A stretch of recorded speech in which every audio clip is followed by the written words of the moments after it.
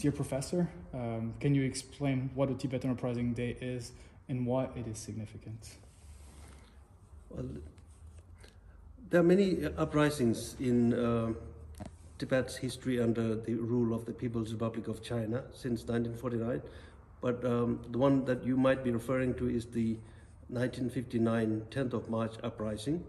So it is highly significant for the Tibetan people.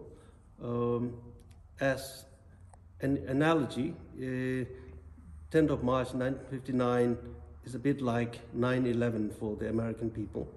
It is the day when Tibetans rose up against Chinese rule that has been established since 1950 in central Tibet. And the uprising and the crackdown led to the escape of His Holiness the Dalai Lama to India, along with a large number of Tibetans, which is how the Tibetan diaspora outside Tibet came into being. So for the Tibetans, it is an event of a lot of suffering, dispossession, exile, and basically being uprooted, and loss of freedom and sovereignty. For non-Tibetans, it is significant because obviously Tibetans are quite a big number of people. So what happens to about 6 million people around the world should be seen as significant. And if you look at a number of countries around the world, the population of those countries are less than 6 million. And that event led to a number of regional and international events. If we look at the relationship between India and China, the border dispute that is going on, and the deterioration of relationship between these two Asian giants has a lot to do with events in Tibet and developments in Tibet or around Tibet since 1949 or 1959 to be more precise. And for the rest of the world, it is a freedom struggle where, if you look at what is going on in Ukraine, where a neighboring big power invaded and caused a lot of suffering, destruction, and loss of freedom, it is the same story that is being repeated. So if it is a serious enough event, happening in Europe or in Ukraine, a similar kind of importance and significance has to be accorded to what is going on in Tibet. And I can go on and talk about other sort of significance in terms of environmental and ecological significance, but we don't have the time for that right now. How can individuals and organizations around the world raise awareness about the situation in Tibet and support the Tibetan cause? Well, individuals and organizations and even some governments around the world have been working for the interests of the Tibetans and raising awareness for decades. There has been a lot being done already in that sense. I'm not sure how much more can be done. It is ultimately down to how the countries and actors that matter in international politics calculate their national interests. And the issue of Tibet, which is treated as a human rights issue by most governments around the world,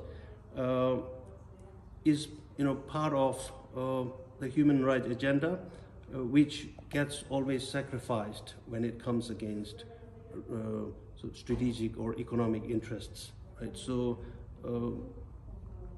that is why no matter how much awareness is created or how much countries and actors around the world know about Tibet, concrete action is not taken, because it always comes up against sort of real politic interests. So we have to create narratives around Tibet so that Tibet is not just treated as a human rights issue, but it has economic and strategic implications as well, so that Tibetans are not just seen as sort of objects of pity or sympathy or as just a humanitarian concern, but as partners in sort of in the West's or specific countries in the West in their relations with China, right? Just to give one example, up to now, Tibetans have not got a lot of support from European countries because Tibetans were treated more as sort of objects of pity and refugees who need some kind of concern and care, but they are not treated as partners who can do something for the countries concerned, right? Just to give one example, for many decades Tibetans have been talking about how China is using disinformation, trying to influence politics in European countries for decades, right? But all of these complaints by the Tibetans and other sort of actors like the Uyghurs or Hong Kong people have been ignored by the Western countries. But now we know that Western countries are sort of waking up to all these issues. So Tibetans and supporters have to create narratives about Tibet and the Tibetans that go beyond human rights concerns, that have greater sort of economic and strategic implications. And countries around the world treat Tibetans as actors that can do something for them, not just do something for the Tibetans. Yeah, thank you. And the lessons of the Tibetan struggle for independence be applied to other struggles for freedom, for instance? Well, one obvious lesson can be the way in which Tibetans have sort of waged campaigns for their freedom and their rights, right? If you look at the Tibetan resistance against Chinese rule, it is multifaceted. Right? All types of strategies have been used, from armed guerrilla campaigns to sort of daily forms of resistance, subtle and nuanced forms of resistance, whether inside Tibet or outside Tibet. But since the mid-1970s, the Tibetan struggle and resistance has been overwhelmingly peaceful, right? If you look at what happened between 2009 and around 2020, there have been just under 160 cases of self-immolation by Tibetans.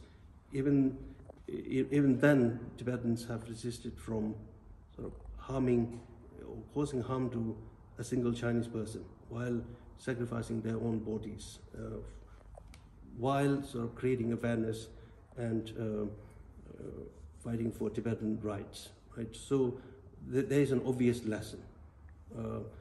If for other countries, because it is very easy for a dispossessed and persecuted minority or a nation to lash out through violent means, right? It's very easy for a Tibetan person to hijack a plane. Like if other sort of people can do it, why can't Tibetan individuals do it? Or use other means to sort of wreak havoc in China, right? It's very easy to do this kind of thing, but the ultimate consequence, will lead to greater suffering for the people concerned, and may not have the sort of ramifications that the Tibetans want. The long-lasting sort of solution may not be there, right? So that is one obvious lesson. But another lesson is, especially dispossessed people who are forced into exile.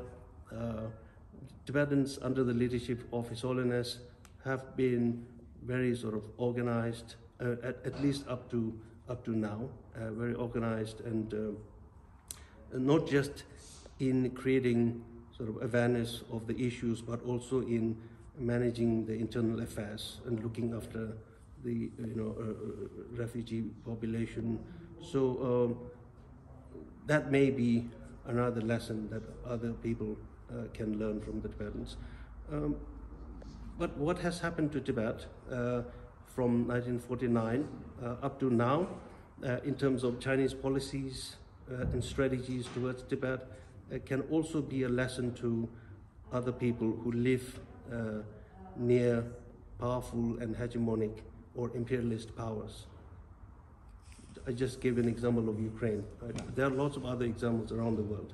So they need to learn about Tibet, what strategies the Chinese used, how the Tibetans resisted, and do something, sort of plan for their own struggle if they come under invasion and occupation. And looking towards the future, how do you see the Tibetan struggle for independence evolving? And if there is a role for non-Tibetan, what can they play? What kind of role can they have? Yeah, so Tibet's struggle, as I said, is multifaceted and complex. So multifaceted, in terms of the objective and goal. Right? So there are Tibetans who, want outright independence, Tibetans who will settle for some kind of autonomy, and there are Tibetans inside Tibet who, are quite happy to, collaborate and live under the Chinese. Right? So we have to be sort of recognize the complex reality. But most Tibetans, if given the opportunity, will go for either sort of independence or some form of greater autonomy. Right? So that struggle will go on. Right? Tibet has been under foreign sort of subjugation since around the 13th century, starting with the Mongol takeover. And Tibetans have used all kinds of strategies, including collaboration to resistance, outright sort of armed resistance, and everything in between. And according to the sort of realities and the balance of power, the Tibetans have moved from being sort of being subjugated by an external power to regaining independence, as it happened between 1912 to 1950, right? So the same story will go on, right? As long as there are Tibetans who believe that they are Tibetan and distinct from the Chinese and other people, the Tibetan struggle will go on. The history and the politics around Tibet will go on, right? And future Tibetans will also act according to, the ground realities at that point. Thank you very much.